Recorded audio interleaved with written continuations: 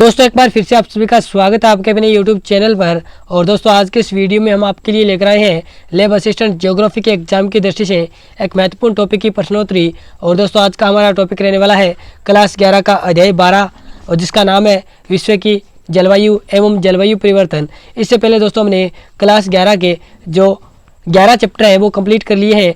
अगर आप उन वीडियो को देखना चाहते हैं तो आप हमारे चैनल के होम पेज पे जाइए, उसके बाद में प्लेलिस्ट के सेक्शन में जाइए, वहाँ पे आपको क्लास 11 वीडियोज़ के नाम से प्लेलिस्ट बनेगी।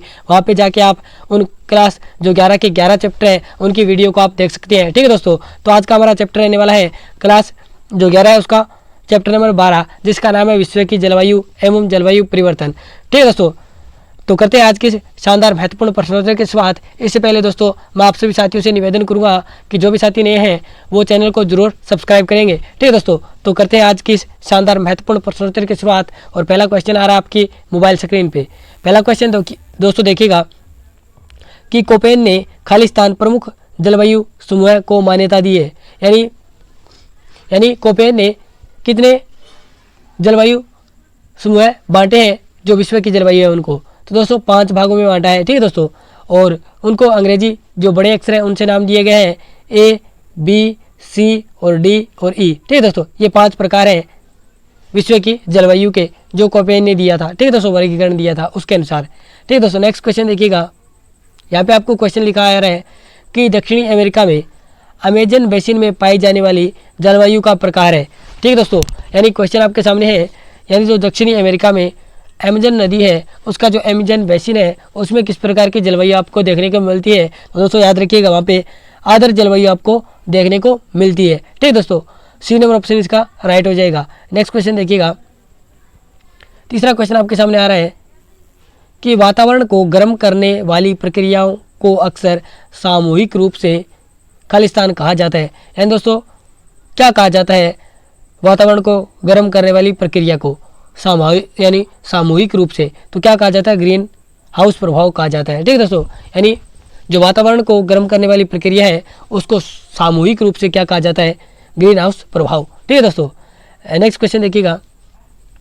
यहाँ पे आपको उष्ण समशीतोष्ण जलवायु विस्तार है। यानी दोस्तों जो कोपेन के अनुसार सी प्रकार की जलवायु है जिसे मध्य अक्षांशीय जलवायु या उष्ण समशीतोष्ण जलवायु कहते हैं, उसका विस्तार किन अक्षांशों के मध्य है? तो दोस्तों याद रखिएगा 30 डिग्री से 50 डिग्री अक्षांशों के मध्य है। ठीक है दोस्तों, कौन सी जलवायु? उष्ण समशीतोष्ण जलवायु। ठीक है दोस्तों, ए नंबर ऑप्शन इसका राइट हो जाएगा, 30 से लेके 50 डिग्री अक्षांशों के मध्य। ठीक है दोस्तों, नेक्स्ट क्वेश्चन देखिएगा। 5वां क्वेश्चन कि निम्नलिखित में से कौन ग्लोबल वार्मिंग का कारण बनता है? ठीक है दोस्तों, तो ग्लोबल वार्मिंग का कारण बनती है उस गैस का नाम आपको बताना है। दोस्तों याद रखिएगा कौन सी गैस बनती है? Carbon dioxide. ठीक है दोस्तों, ए नंबर ऑप्शन इसका राइट हो जाएगा। नेक्स्ट क्वेश्चन देखिएगा। यहाँ पे BWH सॉरी दोस्तों, यानी यहाँ पे लिखा गया BWH दर्शाता है, यानी किस प्रकार की जलवायु को BWH दर्शाता है? तो दोस्तों याद रखिएगा, यानी जो हमारी कोपेन ने बी प्रकार की जलवायु बताई है, बी प्रकार की जलवायु शुष्क, यानी बी प्रकार की जलवायु को शुष्क जलवायु कहते हैं। ठीक है दोस्तों, और शुष्क जलवायु को जो कोपेन ने 2 भागों में बांटा है, एक तो BWH और BSK। ठीक है दोस्तों, जो BSK है वो तो स्टेपी जलवायु है, जबकि जो BWH है वो रेगिस्तानी जलवायु है। ठीक है दोस्तों, तो इसमें आ जाएगा हमारा मरुस्थलीय जलवायु है जो BW वाली। तो इसमें दोस्तों देखिएगा कौन सी रेगिस्तानी जलवायु है? दोस्तों बी नंबर ऑप्शन में हमें दिख रहा है रेगिस्तानी जलवायु, यानी उपोष्ण कटिबंधीय रेगिस्तानी जलवायु। ठीक है दोस्तों, बी नंबर ऑप्शन हमारा राइट हो जाएगा। नेक्स्ट क्वेश्चन देखिएगा, यानी ध्रुवीय जलवायु को निरूपित कीजिए। यानी हमें यहाँ पे जो ध्रुवीय जलवायु है उसके बारे में बताना है, यानी जो ध्रुवीय जलवायु को कौन सा अंग्रेजी का अक्षर है वो निरूपित करता है। तो दोस्तों कौन सा करता है? तो ई करता है। ठीक है दोस्तों, और कोपेन के वर्गीकरण के अनुसार जो ई है उसको क्या कहते हैं? ध्रुवीय जलवायु, और इसको 2 भागों में बांटा गया है। ठीक है दोस्तों, कौन कौन से भाग हैं? तो एक है ET और एक है EF। ठीक है दोस्तों, जो ET है उसे तो बोलते हैं टुंड्रा जलवायु, यानी ET है उसको बोलते हैं टुंड्रा जलवायु, जबकि जो EF है उसे बोलते हैं हिमटॉप जलवायु। ठीक है दोस्तों, हिमटॉप जलवायु। नेक्स्ट क्वेश्चन देखिएगा। कि निम्नलिखित में से कौन सा साल विश्व का सबसे गर्म साल माना गया है। तो दोस्तों याद रखिएगा, जो 1998 है वो विश्व का सबसे गर्म साल माना गया है। ठीक है दोस्तों, नेक्स्ट क्वेश्चन देखिएगा। यहाँ पे आपको बताना है कि नीचे लिखे गए 4 जलवायु के समूह में से कौन आदर दशाओं को प्रदर्शित करता है। तो दोस्तों कौन करता है, तो ACDF, ये 4 क्या है, आदर जलवायु को प्रदर्शित करने वाले जलवायु समूह है। तो याद रखिएगा ACDF। ठीक दोस्तों, नेक्स्ट क्वेश्चन देखिएगा। यानी यहाँ पे पूछा गया है कि जलवायु के वर्गीकरण से संबंधित कोपेन की पद्धति को व्यक्त कीजिए। यानी दोस्तों जो कोपेन की पद्धति किस आधार पे है, यहाँ पे अनुप्रयुक्त आधार पे है, व्यवस्थित आधार पे या जननिक आधार पे है या अनुभाविक। दोस्तों जो कोपेन का जलवायु वर्गीकरण है वो अनुभाविक पद्धति पर आधारित है। ठीक दोस्तों, या फिर हम कह सकते हैं जो अनुभाविक पद्धति को व्यक्त करता है। ठीक दोस्तों, डी नंबर ऑप्शन इसका राइट हो जाएगा। नेक्स्ट क्वेश्चन देखिएगा। यहाँ पे छोटा सा क्वेश्चन है कि जलवायु का सबसे पहला वर्गीकरण किसने दिया, यानी कहाँ के विद्वानों ने दिया। तो दोस्तों यूनानियों ने दिया था, या हम कह सकते हैं ईरानी भूगोलवेताओं ने दिया था जलवायु का सबसे पहला वर्गीकरण। ठीक है दोस्तों, नेक्स्ट क्वेश्चन देखिएगा। यहाँ पे आपको बताना है कि उष्ण कटिबंधीय पतझड़ वाले वन निम्नलिखित में से किस प्रदेश में पाए जाते हैं।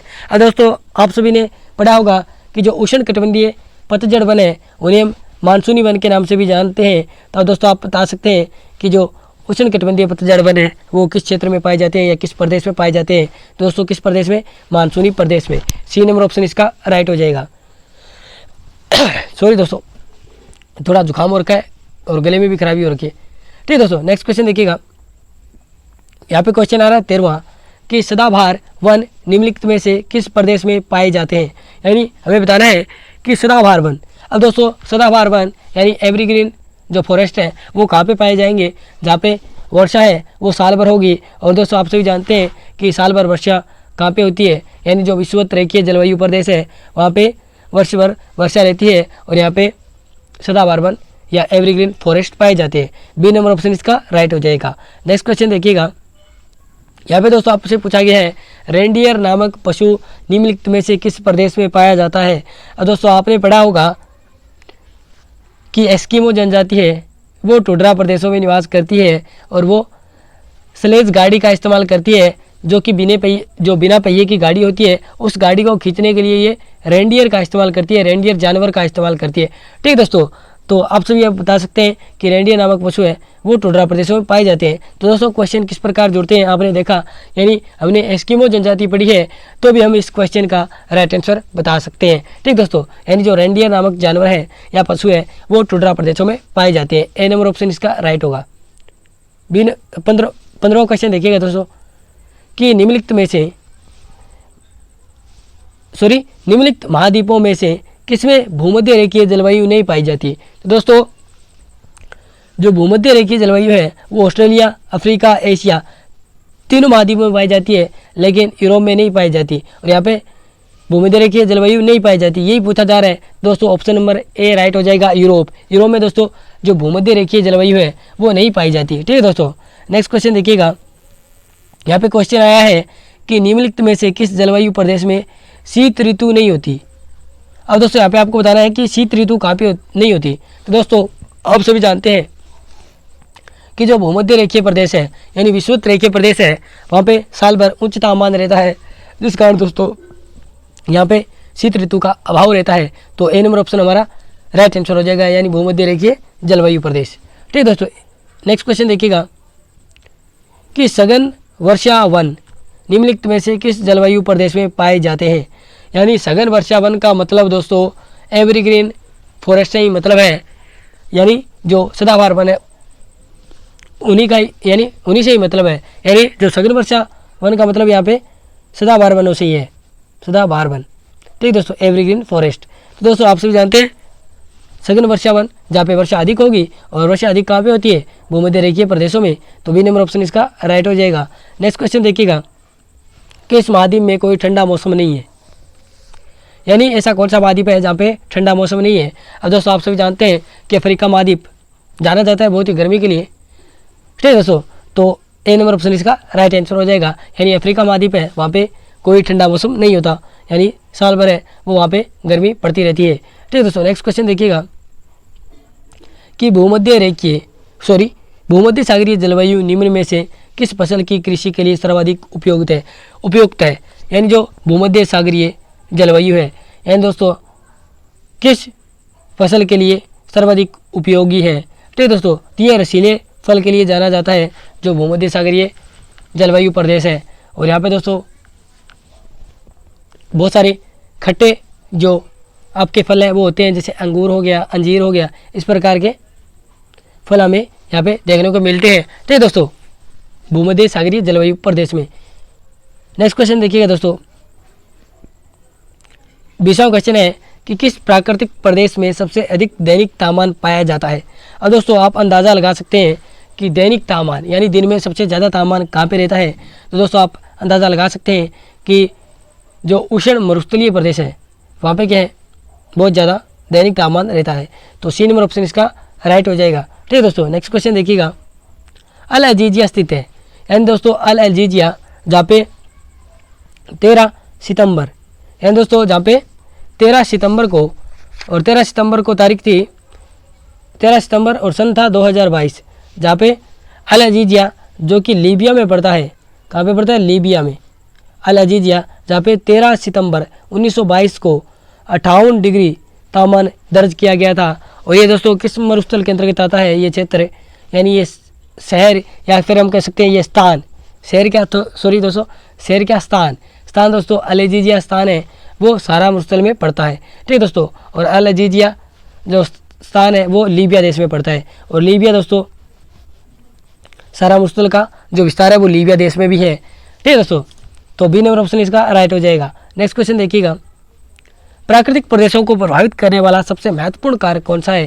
तो दोस्तों जो जलवायु है वो प्राकृतिक प्रदेशों को प्रभावित करने वाला सबसे महत्वपूर्ण कारक माना जाता है। ए नंबर ऑप्शन इसका राइट हो जाएगा। नेक्स्ट क्वेश्चन देखिएगा, किस प्रदेश में पूरे साल वर्षा होती है। अब दोस्तों बताने की कोई आवश्यकता नहीं है, यानी जो विषुवतीय या हम कह सकते हैं भूमध्य रेखीय प्रदेश है वहाँ पे साल भर क्या वर्षा होती रहती है। बी नंबर ऑप्शन राइट हो जाएगा। नेक्स्ट क्वेश्चन देखिएगा, ये दोस्तों क्वेश्चन काफ़ी महत्वपूर्ण है कि प्रतीक ई किस प्रकार की जलवायु का प्रतिनिधित्व करता है। यानी दोस्तों जो ई प्रकार की जलवायु हमने बात की थी जिसे बोलते हैं ध्रुवीय जलवायु, क्या बोलते हैं? ध्रुवीय जलवायु। और इसके दो प्रकार मैंने आपको बताए, ईटी जिसे टुड्रा जलवायु बोलते हैं, एक ईएफ जिसे हिमटॉप जलवायु बोलते हैं। ये बड़ा एफ है दोस्तों, याद रखिएगा, ईएफ यानी हिमटॉप जलवायु बोलते हैं। तो दोस्तों जो ई किस प्रकार की जलवायु का प्रतिनिधित्व करती है, तो दोस्तों याद रखिएगा जो ई प्रकार की जलवायु है उसे बोरियल जलवायु भी कहा जाता है। तो सी नंबर ऑप्शन हमारा राइट हो जाएगा। और दोस्तों वेरी वेरी इंपॉर्टेंट क्वेश्चन है एग्जाम की दृष्टि से, याद रखिएगा। नेक्स्ट क्वेश्चन देखते हैं दोस्तों कि उष्णकटिबंधीय और ध्रुवीय क्षेत्र के बीच मध्यवर्ती जलवायु क्षेत्र, यानी दोस्तों उष्णकटिबंधीय क्षेत्र हो गया, उसके बाद में इधर ध्रुवीय क्षेत्र हो गया, यानी दोस्तों ये क्या हो गया, ये उष्णकटिबंधीय हो गया, ये हो गया ध्रुवीय। इनके बीच में ये जो क्षेत्र है ये कौन सा क्षेत्र है, तो दोस्तों ये क्षेत्र कहलाता है समशीतोष्ण क्षेत्र। ठीक है दोस्तों, सी नंबर ऑप्शन इसका राइट हो जाएगा, यानी समशीतोष्ण कटिबंध। सी नंबर ऑप्शन इसका राइट हो जाएगा। नेक्स्ट क्वेश्चन देखिएगा कि उष्णकटिबंधीय मानसूनी जलवायु किस स्थान पर पाई जाती है। यानी दोस्तों जो उष्णकटिबंधीय मानसूनी जलवायु है वो कौन से स्थान पर पाई जाती है। ऑप्शन आपके सामने है, दक्षिणी अमेरिका के उत्तरी पूर्वी भाग में, उत्तरी ऑस्ट्रेलिया में, इन दोनों में, या इनमें से कोई नहीं। तो दोस्तों सी नंबर ऑप्शन का राइट हो जाएगा, यानी दक्षिणी अमेरिका के जो उत्तरी पूर्वी भाग है वहाँ पे भी मानसूनी जलवायु पाई जाती है उष्णकटिबंधीय। और इसके अलावा उत्तरी ऑस्ट्रेलिया में भी हमें उष्णकटिबंधीय मानसूनी जलवायु देखने को मिलती है। तो सी नंबर ऑप्शन इसका राइट हो जाएगा, यानी इन दोनों ही क्षेत्रों में क्या है, उष्णकटिबंधीय मानसूनी जलवायु पाई जाती है। ठीक है दोस्तों, तो दोस्तों ये थी आज की हमारी महत्वपूर्ण प्रश्नोत्तरी। और दोस्तों आपको महत्वपूर्ण प्रश्नोत्तरी कैसी लगी आप कमेंट बॉक्स में बताइएगा। अगर आपको अच्छी लगी है तो इसको लाइक कर दीजिएगा और हमारे चैनल को जरूर सब्सक्राइब कर लीजिएगा। धन्यवाद दोस्तों, मिलते हैं नेक्स्ट वीडियो में।